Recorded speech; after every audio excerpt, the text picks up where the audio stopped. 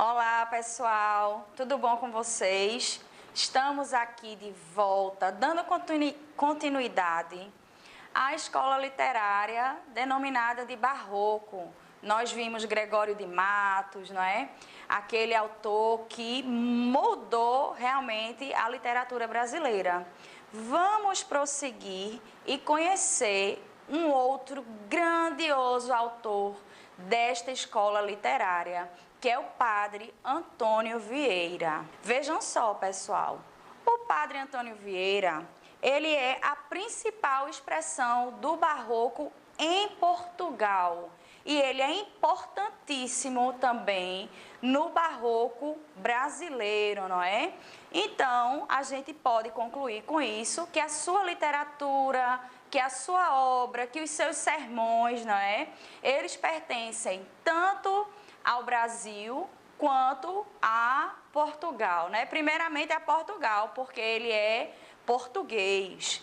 Ele tinha apenas 7 anos quando ele veio com sua família aqui para o Brasil, estudou na escola dos jesuítas, ingressou na Companhia de Jesus. Nós já tínhamos visto que a Companhia de Jesus tem esse intuito realmente de fazer a catequização das pessoas, de trazer as pessoas nesse momento de Brasil colonial, os indígenas para a fé católica. Vocês viram também com relação ao contexto histórico, né, que aí uma briga, uma contenda entre os protestantes e entre a Igreja Católica. Então, é todo esse cenário que permanece do contexto de Gregório, do contexto de Padre Antônio Vieira, não é? Ele foi um homem importantíssimo, um grande orador, foi conselheiro de Dom João IV, ele foi representante de Portugal, inclusive em relações políticas e econômicas de outros países. Ele foi um grande religioso e ele colocou os seus sermões a serviço das causas políticas. Está aí um grande diferencial que fez do padre Antônio Vieira um grande homem. Porque vocês imaginem, um homem, um religioso, que está dentro daquele contexto, não é, histórico, tomar à força o serviço do indígena, do homem negro. Era um momento de perseguição aos judeus e o padre Antônio Vieira foi contra tudo isso. E ele lutou através de seus sermões contra toda essa vilania, contra toda essa tirania e esse momento histórico, não é, vergonhoso nosso de escravização dos negros e dos indígenas, não é? E por conta disso, ele se indispôs com muita gente. Ele foi perseguido pela Inquisição, mas mesmo assim ele continuou o seu trabalho, não é? Expandir essa fé católica, o que ele acreditava, ao tempo em que ele tinha um cuidado por essas pessoas, por todas as pessoas, não é? Ele foi um grande orador, como eu já havia falado para vocês. Ele teve a sua produção conceptista em maior parte, não é? A gente viu que o Gregório de Matos era mais cultista, aquele jogo de palavras, muitas metáforas, muitas figuras de linguagem.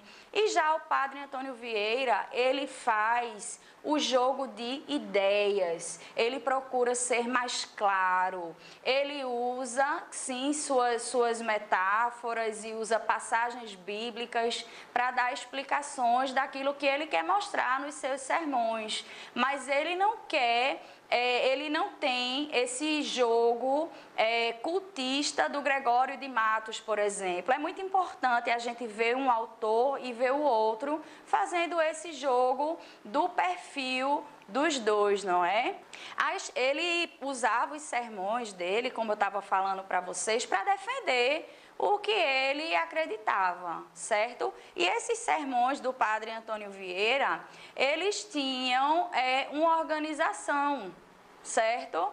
Começava com o introito, que é a introdução do que seria a invocação, que é a continuação disso, para chegar na sua argumentação, onde ele ia utilizar os seus exemplos e tentar persuadir quem está ouvindo o seu sermão, quem estava ouvindo o seu sermão, né? E a conclusão, que é o fechamento de todo aquele pensamento que se inicia lá no introito. Olha só, vamos ver os sermões de Padre Antônio Vieira. A gente vai dar uma observada agora num sermão muitíssimo importante, que é o sermão da 60ª. Gente, quando a gente fala em sermão, a gente lembra de quê? De alguém passando um sermão na gente, né? Algum familiar, mãe, um professor, e lá vem aquela pessoa me passar um sermão.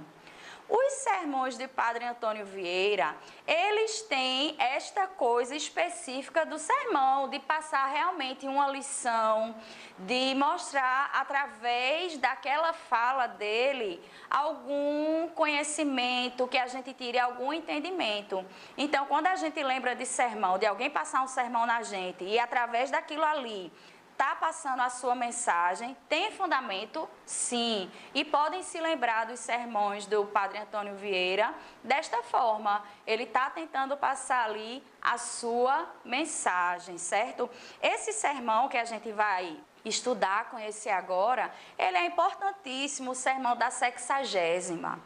Como eu falei para vocês no comecinho da aula, havia essa tensão, a Igreja Católica e a Igreja Protestante, não é? Eles estão ali lutando pelos fiéis. E o Padre Antônio Vieira, nesse sermão da 60ª, ele quer refletir. Ele usa o sermão para falar de como os religiosos estão fazendo os seus sermões, como eles estão utilizando a palavra para trazer mais católicos para junto de si e para a Igreja Católica.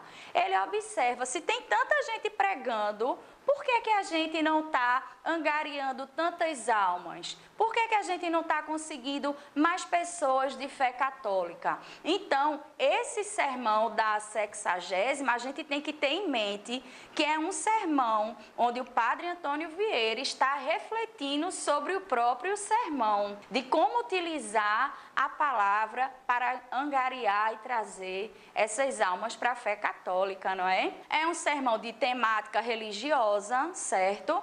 Ele é em prosa sacra, religiosa. Ele tem o intuito de convencer as pessoas a se converterem à religião católica. O Padre Antônio Vieira, ele utiliza passagens da Bíblia para expressar ali, não é? Para descrever os seus sermões. Ele, nesse sermão especificamente, que é o sermão da 60ª, ele vai falar de Deus, dos homens, do pregador e do evangelho. E o que é que ele, em suma, o que é que ele quer mostrar com esse sermão da 60ª? Que o próprio pregador, ele é o culpado dos sermões não estarem fazendo efeito. Não tem aí uma eficácia desses discursos religiosos para angariar as almas. Ele faz uma crítica a isso, não é? Então, para a gente resumir essa história toda, o sermão da 60ª é um sermão sobre a arte de fazer sermões. A gente vai ver alguns trechos, não é? Nos quais vocês poderão visualizar melhor como se dá essa crítica do Padre Antônio Vieira. Esse trechinho, ele fala que a palavra é o semear. Ele utiliza, o Padre Antônio Vieira diz, que esta palavra deve ser utilizada para semear nos corações das pessoas e trazê-las para perto de Deus, sobretudo para a Igreja Católica, não é? Vamos ver aí um trechinho.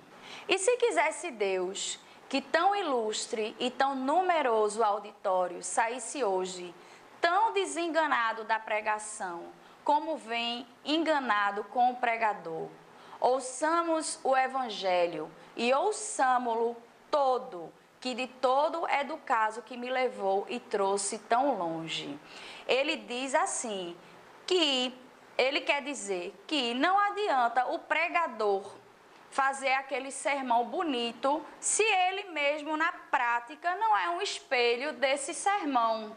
Se na prática do pregador ele não vive o que ele mostra no sermão dele, não é?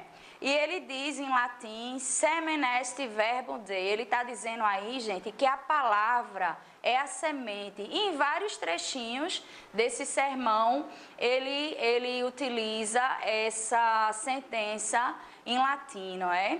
O trigo que semeou o pregador evangélico diz que Cristo é a palavra de Deus. Os espinhos, as pedras, o caminho, a terra boa em que o trigo caiu, são os diversos corações dos homens. Ele utiliza aí metáforas, ele fala de espinhos, de pedras e compara esses seres ao coração dos homens. Do que adianta a palavra de Deus cair ou bater num coração, que ele seja espinho ou que ele seja pedra? Então ele vai o tempo todo nesse sermão refletindo sobre isso, não é? Os espinhos são os corações embaraçados com cuidados, com riquezas, com delícias. E neste afoga-se a palavra de Deus. Os corações dos homens estão pensando nos seus prazeres, na sua vida mundana, não é? Vamos seguir para a continuação desse trechinho. Eu vou saltear alguns trechinhos, mas é muito importante que depois vocês vejam na íntegra esse sermão, tá bom, gente? Mas, como em um pregador há tantas qualidades e uma pregação tantas leis, e os pregadores podem ser culpados em todas, em qual consistirá esta culpa? No pregador podem se considerar 5 circunstâncias. Ele está dizendo aí que quando o pregador, a pessoa que vai falar de Deus, ele vai procurar angariar essas almas, ele deve observar 5 coisas que são muito importantes.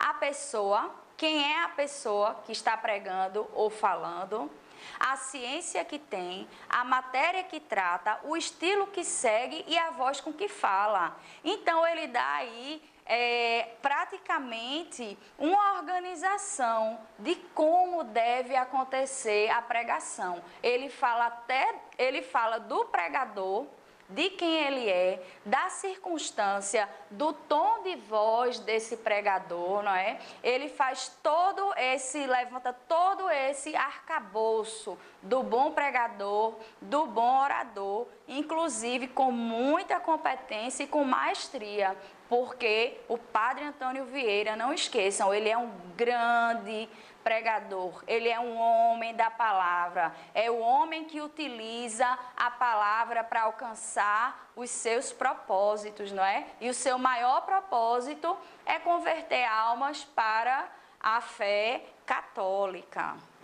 Um último trechinho para a gente dar uma visualizada melhor sobre o que Padre Antônio Vieira fala nesse sermão da 60ª, que é tão importante. Será, porventura, o estilo que hoje se usa nos púlpitos?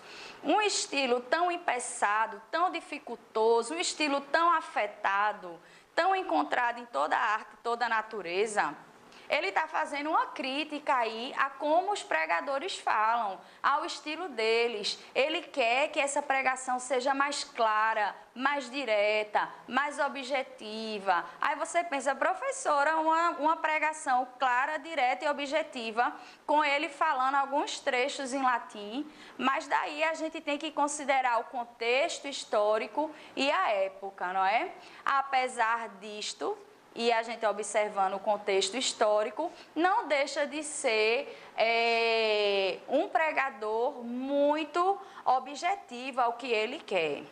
E para finalizar, o sermão há de ter-se um assunto só e uma matéria. Por isso Cristo disse que o lavrador do Evangelho não semeara muitos gêneros de sementes, senão uma só.